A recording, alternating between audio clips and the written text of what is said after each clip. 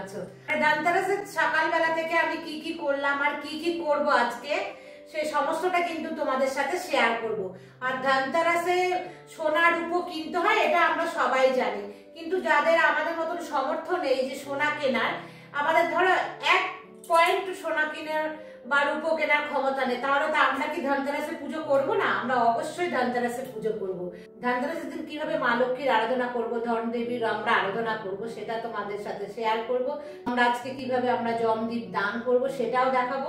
আর সোনা রূপো কেনার আমাদের তো সামর্থ্য নেই, তো তাহলে কি আমরা ধনতেরাসে কি ধনদেবীর পুজো করতে পারবো না? অবশ্যই পারবো বন্ধুরা। আর কি কি কিনবো সেদিন সে সবটাই কিন্তু তোমাদের সাথে শেয়ার করব। এবং খুব কম পয়সায় আমরা যে আমাদের মা লক্ষ্মীকে আমাদের ঘরে রাখতে পারবো সেটাও কিন্তু আমি তোমাদের সাথে শেয়ার করব। আর মাকে স্নান করিয়ে একদম মাকে ইয়েলো বস্ত্র নতুন আমি পরিয়েছি, মায়ের সাথে সাথে আমিও একটা ইয়েলো ধোয়া বস্ত্র পরে নিয়েছি। তো বন্ধুরা তোমরা আমার সাথেই থাকো, কারণ তোমাদের ভালোই লাগবে দেখতে। আর রাজকে যে জমদীপ দান করব সেটাও কিন্তু আমি তোমাদের সাথে শেয়ার করব। তাহলে চলো তোমরা দেখো আমি কিভাবে মা লক্ষ্মীর আরাধনা মানে হচ্ছে ধনলক্ষ্মীকে কিভাবে আমি আরাধনা করছি সেটাই তোমাদেরকে দেখাবো।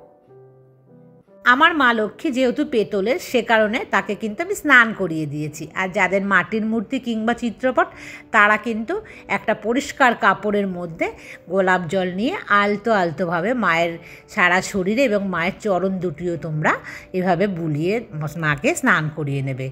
আর তারপর যেখানে মা লক্ষ্মী বসবে সেই জায়গাটা অবশ্যই গঙ্গা জল বা বিশুদ্ধ জল দিয়ে আগে ছিটিয়ে নেবে। তারপর ধান দেবে, দুব্ব দেবে, কিছুটা পরিমাণে আতপ চালও দেবে মায়ের বসার জায়গাটা। আর সব সময় মনে রাখবে মা যেখানে বসবে সেখানে কিন্তু ফুল ছিটিয়ে দেবে, তোমাদের যেরকম সাধ্য সেরকম। তারপর মাকে উলু দিয়ে 3 বার মাকে কিন্তু মায়ের জায়গায় আমরা বসিয়ে দেব। ধনতেরাসের ত্রয়োদশী তিথিটা শুরু হবে 18ই অক্টোবর দুপুর 12টা 18 মিনিট থেকে। আর ত্রয়োদশী তিথি শেষ হবে 19শে অক্টোবর 1টা 51 মিনিট। তো ধনতেরাস পূজার যে মুহূর্ত সেটা হচ্ছে শুভ মুহূর্ত সন্ধ্যে 7টা 16 মিনিট থেকে রাত হচ্ছে 8টা 20 মিনিট, মানে এটা থাকবে 1 ঘন্টা 4 মিনিট। এই সময়ে কিন্তু তোমরা চেষ্টা করবে ধনলক্ষ্মীর পুজো করা। আর শুভ সময় হচ্ছে কেনার, সেটা হচ্ছে 18ই অক্টোবর সন্ধ্যে 7টা 10 থেকে রাত হচ্ছে 9টা 16 মিনিট অবধি। মানে এই টাইমের মধ্যেই কিন্তু তোমরা যা যা জিনিস কিনবে ধনতেরাসে সেই সমস্ত জিনিসগুলো কেনার চেষ্টা করবে। এই জল সংখ্যার মধ্যে আমি গঙ্গার জল, একটু অগরু, একটা দুব্ব আর ফুল দিয়ে মায়ের কাছে রাখলাম। আর এ হচ্ছে কড়ি। তো এই কড়ির মধ্যেও কিন্তু লাল যে চন্দন, সেই লাল চন্দনের টিকা দিয়ে মায়ের চরণের কাছে অবশ্যই রাখবে। আর লাল চন্দনটা দেওয়ার চেষ্টা করবে আজকের বিশেষ দিনে।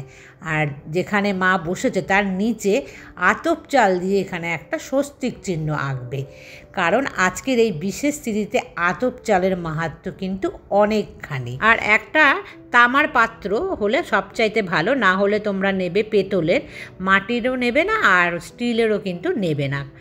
তার মধ্যে চাল পূর্ণ করলাম, আতপ চাল দিয়ে দিলাম, একটা সুপুরি, একটা গোটা হর্তুকি, একটা কড়ি আর হচ্ছে কাঁচা টাকার কয়েন।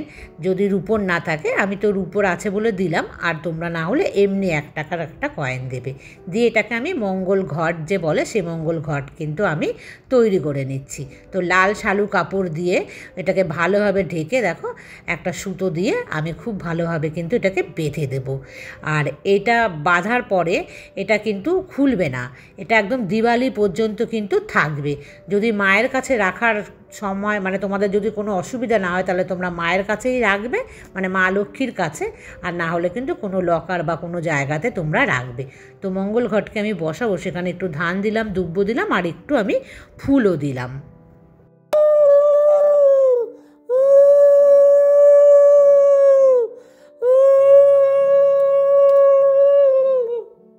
মঙ্গল ঘট যেন চালের ওপরেই বসে, স্বস্তিক চিহ্ন এঁকে বা কোনো প্লেটের ওপরও স্বস্তিক চিহ্ন এঁকে তার উপরেও বসাতে পারো। আর আজকে আমি শাঁখাপালাটা মায়ের হাতে পরিয়ে দিচ্ছি। এক হাতে তো মায়ের শাঁখাপালা চলে যায়, আর এক হাতে একটু আটকে থাকে। যাই হোক বন্ধুরা, আমি কিন্তু তাও বেশ দেখো ওইভাবেই আমি পরিয়ে দিচ্ছি। আর আমার দেখতে কিন্তু ভীষণই ভালো লাগছে, শাঁখাপালায় কি সুন্দর লাগছে মাকে দেখতে। আর আজকের বিশেষ দিনে আতরেরও মহা গুরুত্বপূর্ণ, কারণ মায়ের ভীষণ পছন্দের হচ্ছে আতর, আর আমি পেয়েছি চন্দন ফ্লেভারের। তো সেই আতর আমি মাকে আজকে পরিপূর্ণতা করে দিচ্ছি। তো আজকের এই আতর পেলে মা এত সন্তুষ্টি হবে যে মা কিন্তু তোমার উপরে কৃপা করবে। আর একটুখানি আতর হাতের চাটুতে নিয়ে আমাদের যে দু কানের পাশে মানে পেছনটাতে সেখানে 3 বার করে দেবে।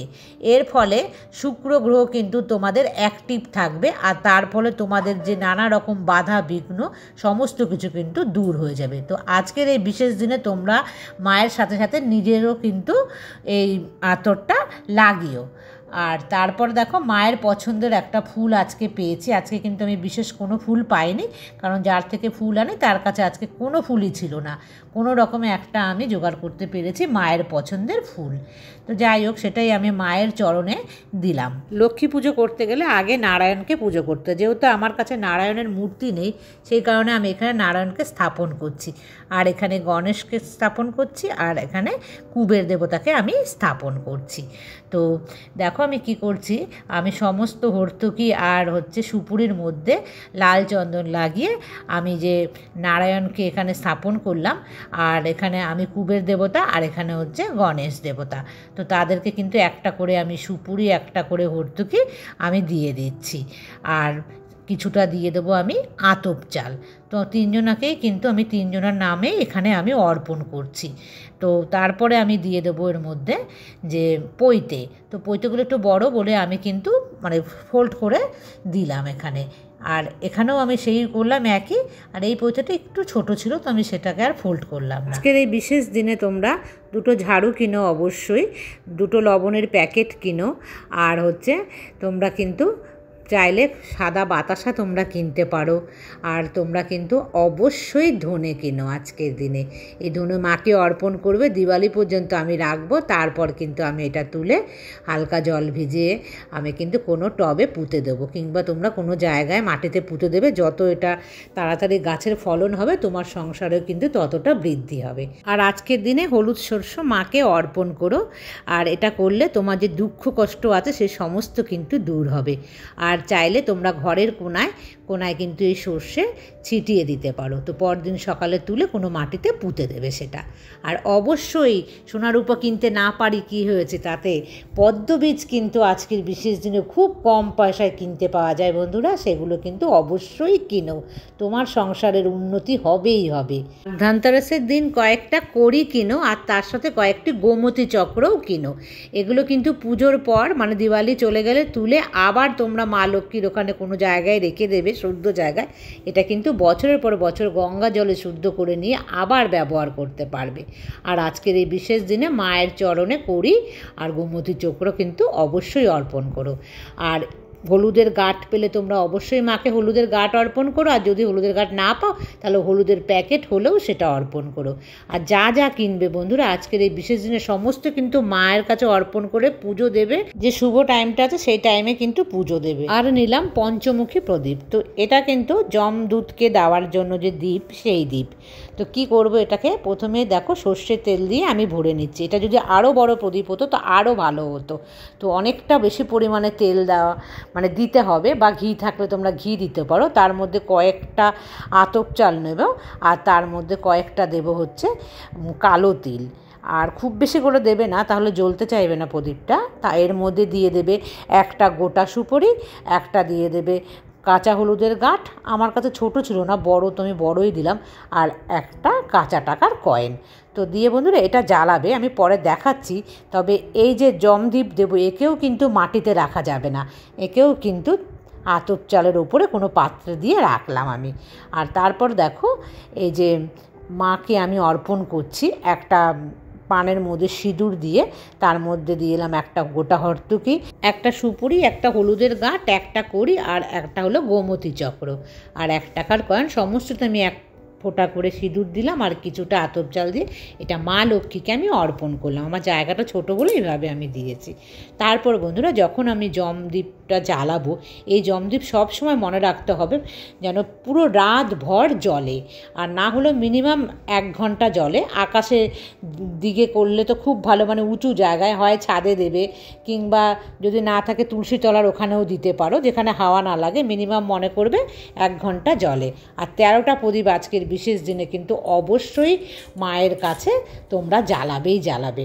সর্ষের তেলের প্রদীপ হলেই হবে, ওটাতে ঘি দিতে হবে। আর যমরাজকে যখন দীপ দান করবে তখন কিন্তু অবশ্যই যমরাজের কাছে চাইবে আমার সংসার যেন কোনো অমঙ্গল কিছু না ঘটে, সমস্ত কিছু যেন সুস্থ স্বাভাবিকভাবে আমরা সবাই শান্তিতে থাকতে পারি, সেই মনস্কামনা কিন্তু চাইবে। আর বন্ধুরা, যা যা ভোগে দিলাম সেই ভোগের মধ্যে কিন্তু অবশ্যই ঘিতো আর মধু দুটোই দেবে। তোমাদের আগের ব্লগেও আমি বলেছি, তো আমি আবার বলে দিচ্ছি তোমাদেরকে। তারপর নারায়ণকে আমি 2টো তুলসী পাতা দিয়ে দিচ্ছি চন্দন লাগিয়ে, ফুল বেলপাতা আর দুব্বো দিয়ে নারায়ণের পুজোটা করে নিলাম। ওই একইভাবে আমি কুবের দেবতার উদ্দেশ্যেও কিন্তু ফুল বেলপাতা আর দুব্বো অর্পণ করলাম।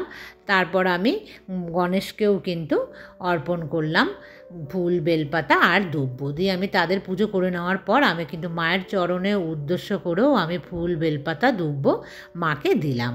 তারপর একে একে সমস্ত জিনিস দিয়ে মাকে যেরকম আমরা বরণ করব, তার সাথে সাথে কিন্তু এটা মনে রাখবো মঙ্গল ঘটকেও আমরা বরণ করব, কারণ এই মঙ্গল ঘটে কিন্তু আমার সংসারের মঙ্গল নিয়ে আসবে। তো ভক্তি ভরে সমস্ত কিছুর সাথে সাথে মঙ্গল ঘটেরও পুজো আমরা অবশ্যই করব। আর সমস্ত জিনিস বন্ধুরা পারলে তোমরা রেখে দেবে দিওয়ালি পর্যন্ত। দিওয়ালির পরে চেষ্টা করবে সমস্ত জিনিস তোলার, আর যেগুলো পান টান শুকিয়ে যাবে সেগুলোকে বাদ দিয়ে অন্যান্য জিনিসগুলো রাখার কিন্তু তোমরা চেষ্টা করবে, এতে কিন্তু সংসারের মঙ্গল হবে। একে একে সমস্ত কিছু দিয়ে খুব মনের ভক্তি থেকে কিন্তু আরতি করে নেব।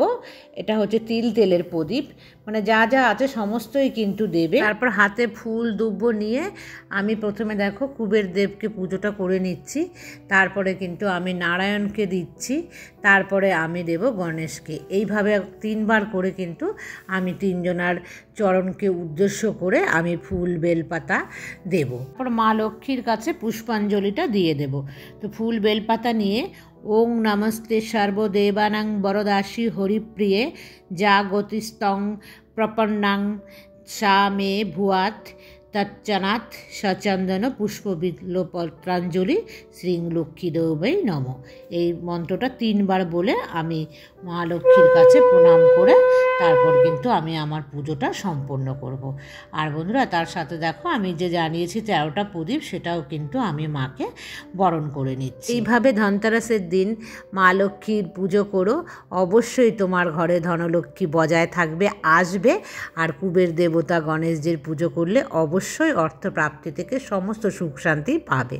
তো বন্ধুরা, আজকের মতো এই পর্যন্ত। কেমন লাগলো? রাধে রাধে।